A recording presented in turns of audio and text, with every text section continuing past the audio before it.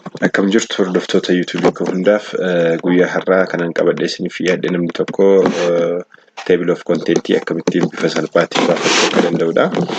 Innis yeroo baay'ee documentation pageewwan dheeraa qaban gaafa hojjennu researchis akkasuma gaafa hojjennu namoonni baay'een table of content isaanii baafachuun waan isaan rakkisu waan argeedhaaf namoonni bifa salphaa ta'eedhaan akkamittiin akka fuula documentation isaanii yookaan immoo fuula kitaaba isaanii bifa salphaatiin akka isaan argachuu danda'an afaan Oromoodhaan isiniif qopheessuu barbaadedhani. Innis yeroo baay'ee barreeffama Microsoft Word irratti barreessina. Erga barreessinee kaanee booda bifa salphaa ta'eedhaan qabiyyee kitaaba keenyaa baafachuu yoo barbaanne inni jalqaba jiru documentation akkuma jalqaba isinitti page bal'aadha isiniin jedheera. Nuyi garuu maal gochuu qabna jalqaba irratti dhagnee title isa content of table keenya irratti akka inni bu'u barbaanne sana yookaan table of content keenya irratti akka inni bu'u barbaanne sana select goona. Erga select gooneedhaa booda dhagnee heading isaa fillaafi jechuudha. Akkuma sirraa ilaalaa jirtani acknowledgement kan jettu yoo page jalqaba irra jiraatte yookaan immoo jalqaba irra kan isinii bu'u yoo barbaaddani acknowledgement kan jettu kana select gootu. Erga acknowledgement kan jettu kana select gootanii booda bakka kana dhuftanii heading waan kan jettu kana select gootu.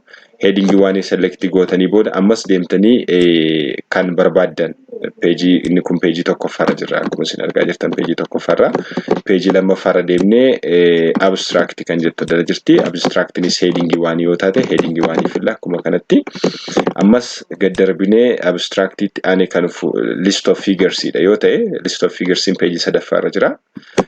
Asirratti select goona kunis heading waan kan nu barbaanna yoo ta'e in fedhii keenya irratti hundaa heading waan heading 2 heading 3 jennee filachuun keenya fedhii dhuunfaa keenya irratti hundaa fi normally standardii mataasaa kan eeggatedha kan inni jiru research keessatti standardii mataasaa kamtu heading waan itti ba'a kamtu heading 3 itti ba'a kan jedhu jira waan ta'eef list of figure kan jedhu heading waan itti baasanii as dhuftanii list of table kan jettus akkasuma heading waan itti akka isinii barbaadanii barbaadanii select gootu akkasuma gad darbitanii amma erga list of warroota kana baasnee booda chapter 1 kan jettu jirti. Chapter 1 kan jettu kun heading 1 irratti akka inni bu'u ammas nan filadha. Sanaa booda chapter 1 jalatti sub title kan ta'an like introduction, background, type kan jedhan kuni jijjiiru waan ta'eef warroota kana asirraati maalan godha heading 2 akka jettu filadha. As kanas dhufee akkuma kana heading 2 kan jettu filadha. Type kan jettu kan ammas dhufee dana heading 2 kan jettu filadha. Ammas chapter 1 xumurreera almost chapter 1 jala kan jiru introduction background type qofa miti kabraan illee jiraachuu danda'a kan isin barreessitanii kun agarsiisaaf waan ta'eef like simple demonstration dha waan ta'eef akka kanatti erga filattanii booda chapter 2 biras akkuma kana dhaqxanii chapter 2 heading 1 godha. Akkasuma literature kan jettu heading 2 godha. History kan jettu jalatti heading 1 nan godha heading 1 gochuu danda'a 2 nan godha.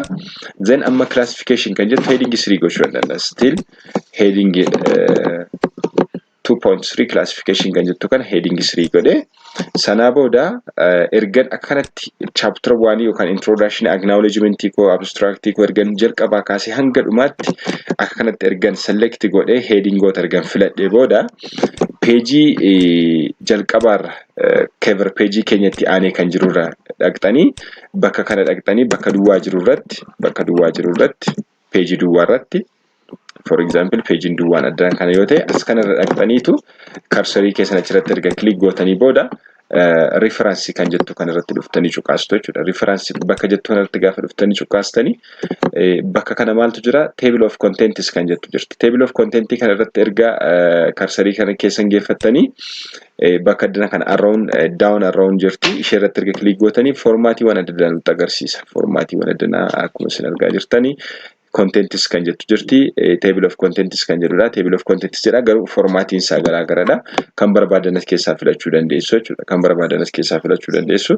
For example automatic table 2 kan jettu kana gaafa addana click godhu automatically kanatti naafidha jechuudha. Akkuma isin asirraa argaa jirtanii table of contents jedha. Ani hin barreessine kana ofii masaa formatii originally jalqaba jirurraati naafudhe by default jira.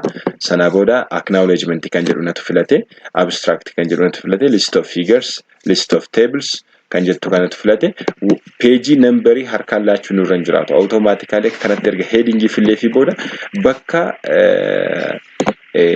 title kun titling keenya subtitling keenyas bakka jiru hundumaatti deemee ofiisa maannuu kenna page itti nu laata kan fuula itti nu laata jechuudha. For example list of figures kan jettu asirraa page meeqa farratti arfaffaarra jirti deemnee ilaallu.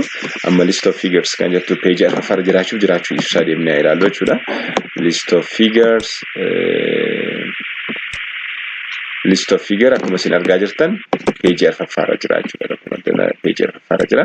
List of figurein sirriidha jechuudha. So bifa salphaa ta'eedhaan osoo maanuwaalii harkaan yeroo maanuwaalii hojjennu lining kallacha nuuf nufu gara leftiitti gara raayitiitti nu babbaqachuu danda'a. Kanaaf automate gaafa goonu garuu bifa salphaa ta'eedhaan namni kamiyyuu qabiyyee kitaaba isaa yookaan immoo table of contents kan jennu kana bifa salphaatiin baafachuu danda'a. Eenyu bira yoo osoo naqeen jechuudha. Hedduu galatooma YouTube kiyya subscribe, share akkasumas illee comment na gochuu hin dagatiin.